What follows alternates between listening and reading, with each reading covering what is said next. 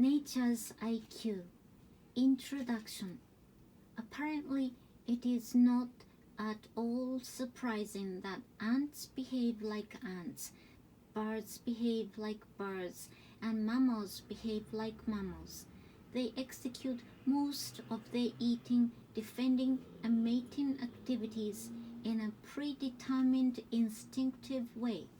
But how do the animals know when and how they should do what they do? Where does nature's IQ come from?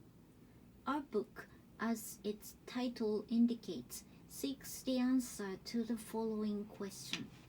What is the cause of the practical bodily structure of living beings and intelligent behavior going along with it?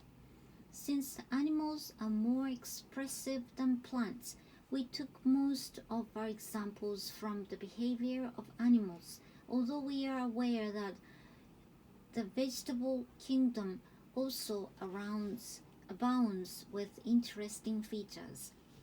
The situation assessing and problem-solving abilities of human beings differ from one individual to another.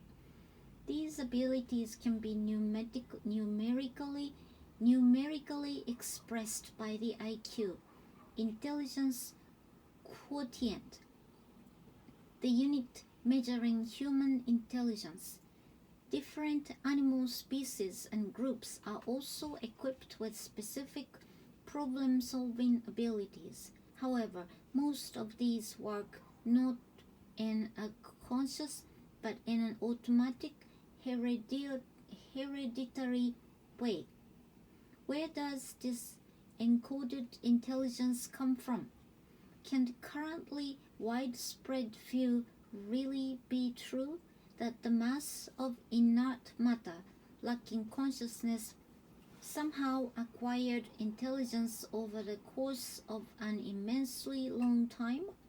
Does nature possess innate intelligence? Or does our world reflect in many different ways a supernatural external intelligence that applied its own infinitely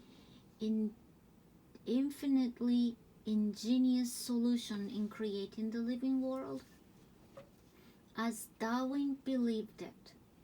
About 150 years ago, Charles Darwin quite stoutly questioned the creationist view.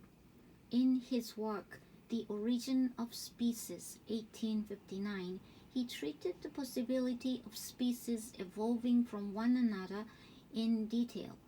The process he conceived and outlined became widely known as evolution. Darwin argued for the validity of his theory using data from the realm of domestication, geology, morphology, embryology, and the geographical division of species. However, all data he mentioned can also be explained according to traditional religious worldviews.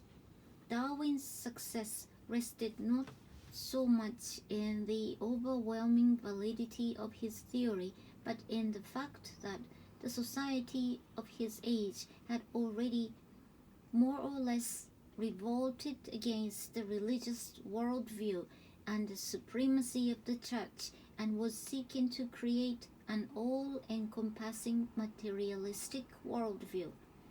So the emergence of Darwin's theory, which was devoid of anything transcendental, was timely, although it contained many shortcomings. For the reader to follow the argumentation of this book, a brief examination of the basis of the Darwinian theory of evolution in connection with the origin of species is worthwhile. The basic tenet of the theory is that because the quantity, habitat, and available food of plants and animals are limited, there is competition for them. From time to time, within any given species, an organism emerges that slightly differs from other members of the same species. These differences in genetic material are due to arbitrary changes, mutations in the deoxyribonucleic acid DNA, which is responsible for the characteristics of living things. If such a trait proves to be advantageous in the given environment, the slightly different specimen and its issues have a better chance of surviving in the battle for life than other members of the same species. Those possessing less advantageous qualities slip into background and gradually become extinct. Darwin termed this process natural selection. Incidental changes in the environment start another process of selection. Again, better fitted individuals survive and transmit their traits. According to this assumption, the form, size, and behavior of a species may completely change over the years. It is only a question of time before a one-celled being may evolve into such a complex being as, for example, man. Counter-arguments. This popular evolutionist view portrays the development of the living world as something like an amusing movie in which different plastic forms transform into one another in a spectacular way. But living things are much more refined and are far less malleable than plastic. It is questionable whether the basic physical features within a species can change enough to produce a new species. Observations in nature prove that the ability of living beings to adapt is limited. The breeding of domesticated animals for hundreds and even thousands of years has demonstrated that some traits of species, dogs, cats, cows, etc., can be modified within certain limits by conscious selection. However, their basic characteristics do not change. Plant breeding has also shown that the extent of their transformability has limits. Breeders can modify size, shape, or color to some extent over several generations, but there is absolutely no way to produce a watermelon-sized plum or pea-sized pear. Species can thus change within certain limits, but not without restraint. New organs and new structures never emerge in this way. Considering this, the theory, which assumes the possibility of both quantitatively and qualitatively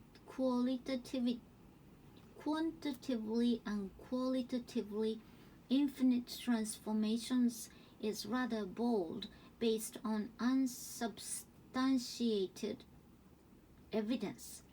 Darwinism, together with its modernized versions, is in fact an unfounded theory.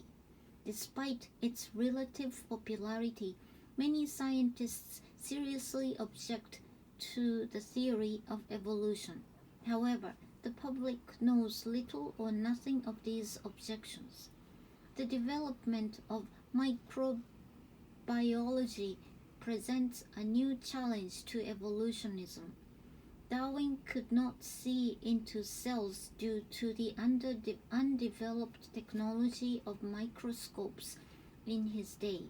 Today, however, we know that even within a single cell complex, cell organelles exist, displaying far-reaching relationships with an incredibly complex biochemical processes between one another. In fact, this cellular traffic is as regulated as the traffic of a major city. The extreme intricacy of these interrelated molecular systems and the fact that each of them presupposes the presence of other systems lead some preeminent scientists, among others M. Behe, M. Denton, R. Thompson, to find it inconceivable that these microscopic machines could have developed in a gradual way. We also find highly synchronized functioning in the organs of many animals. There is no explanation as to how these allegedly new organs, which would have been useless in their developmental stages, appeared. According to the natural selection view, only those traits survive that ensure a definite advantage for the living being in its survival. Most organs in their present form are completely suitable to fulfill their function. It is impossible to see how the very differently structured and functioning organs of the various classes of animals, fish, amphibians, reptiles, birds, mammals, could have transformed into another, ceasing to function properly in the transformational stage. These new organs would have no tangible benefit for survival at every step. The evolutionary legend, which does not lack a touch of poetic quality, has no detailed rational scientific deduction. It is also worth considering that most organs of the body do not function separately, but in concordance with other organs or systems of organs. If one of them changes, the other related systems should also change simultaneously. This is very hard to conceive if one supposes only random changes. In the field of paleontology, evolutionists have historically faced the problem that in ancient layers of Earth there is no trace of any series of transformational forms from one species to another. From time to time, they label a series of fossils arbitrarily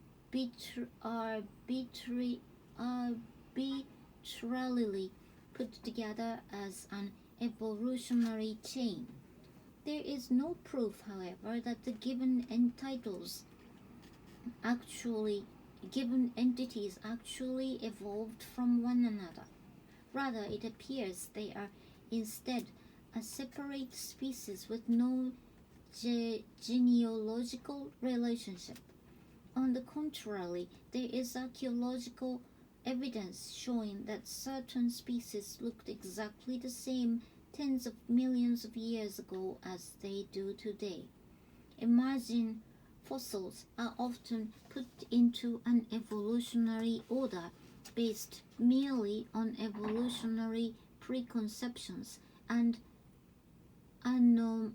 anomalous evidence is ignored. Current scientific books such as Forbidden Archaeology by Michael A. Cremo and Richard L. Thompson have exposed this process of manipulating facts. The secret of instincts. In light of this information, the theory of evolution is bleeding from many wounds, being attacked on several weak points. Each objection raised against it would deserve a separate volume. In our present book, we mainly explore the origin of animal instincts, which is a rather unexplained field of biology. Instincts and instinctive behaviors are still more or less quite a mystery.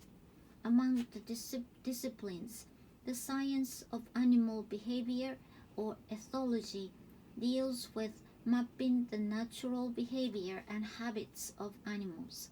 Thanks to extensive research in this field, we know the behavioral patterns of many animal species quite well.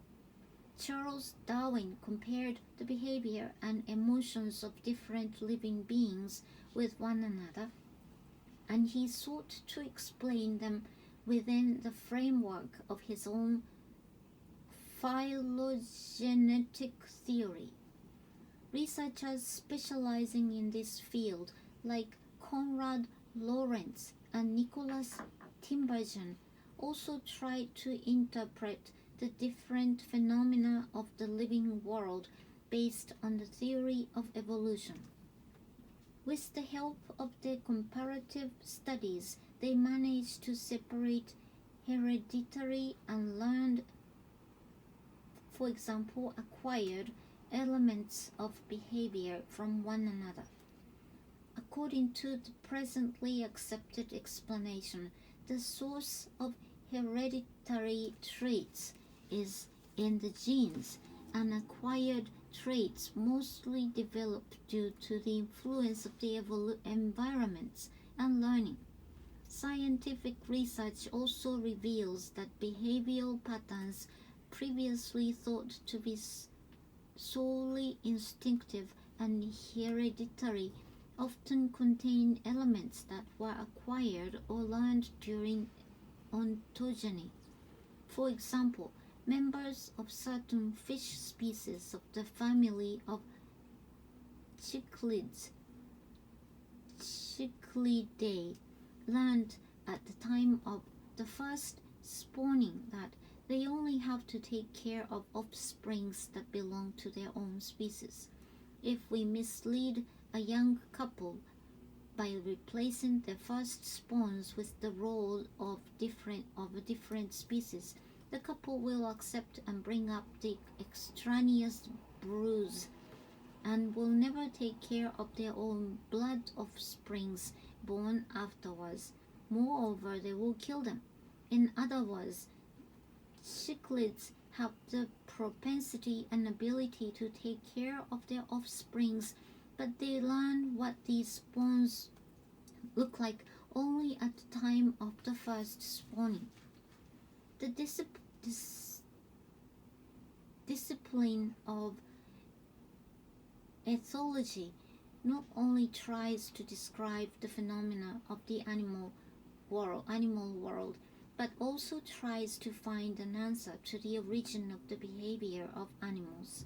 Since the majority of researchers accept Darwin's theory of evolution and take it as their starting point, they try to account for the emergence of different forms of behavior with the help of a theory postulating that simpler behavioral forms underwent a gradual step-by-step change. However, when we try to deduce the evolution of specific animal activities in this way, it turns out that it is impossible. In our book, following the description of specific phenomena, we examine the basic hypothesis of scientists who are specialists of this field about the origin of the behavior of certain animals, and we find that on reflection, these assumptions do not hold water. Naturally, it is not possible to deal with every evolutionary view. Therefore, we only examine the most common views concerning the development of given phenomena. Sometimes it may seem we are arguing against Charles Darwin alone. However, one should be aware that although the theory of evolution has undergone considerable changes in details, today there are many different, albeit contradictory, all explanations of the speed, the main forces, and the whys and wherefores of the supposed process of evolution. These modern speculations have never denied the basic Darwinian assumption, namely that species have evolved from one another. Therefore, our most important arguments against Darwin are equally valid against the evolutionists of the present time and are relevant to the hypothesis propagated by them. Finally, we would like to point out that whenever we may hear or read about the evolutionary explanations of different phenomena, even those mentioned in this book, we should treat them with reservations. These are not scientifically demonstrated statements, but merely unproven ideas. We should clearly separate nature's tangible facts from speculative explanations or hypotheses.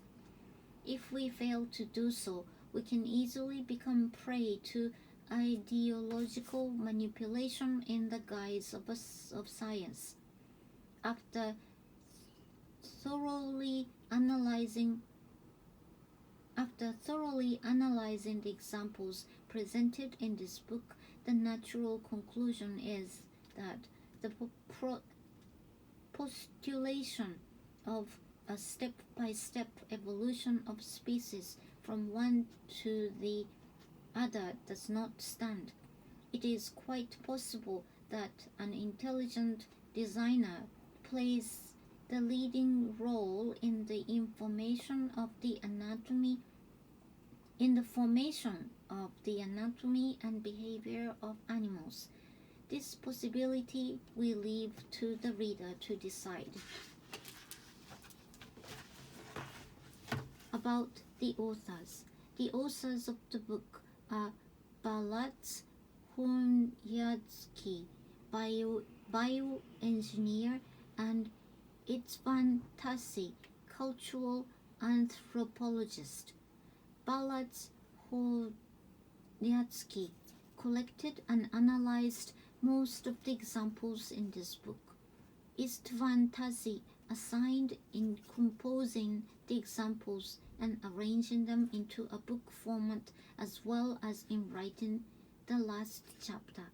Monica Jegiernik, a medical student, continuously assisted us in our work. All work as teachers and researchers in the Vedic Science Research Center, the aim of which is studying and teaching Indian Vaishnava culture. The Research Center compares the culture and philosophy of Vaishnavism with its Western counterparts and the results of different disciplines of our day in many fields. The object of scrutiny in nature's IQ is the theory of evolution, the basis of contemporary biology and ethology. In the last chapter of the book, we briefly present the Vedic view on the origin of species and the behavior of animals. The style of the book models popular works. So it will be comprehensible not only to biologists but for the layperson as well. For our readers trained in sciences, we suggest they keep an eye on the relevant scientific literature. Although here and now we do not have the possibility to thoroughly analyze every phenomenon, we are certain that unbiased research in this field will sooner or later verify our basic assumption about natural design and the higher origin of the living world. Acknowledgements. Before we delve into the analysis of nature's instincts, we would like to thank our spiritual master, H.H. Shivarama Swami, for directing our attention to the topic of this book through his exciting and instinctive lectures. We are very grateful to Dr. Otto Markl, PhD, director of the fauna collection of the Hungarian Museum of Natural Science. Although his views on the origin of the living world differ from ours, he gave us invaluable help in identifying the species described in the book and in correcting the inaccuracies of certain zoological examples. We owe many thanks to several Hungarian nature photographers and leaders of the Art Association of Hungarian Nature Photographers for granting us the use of their pictures. With the help of all mentioned above, we hope we have created a book that is delightful, entertaining, and thought-provoking.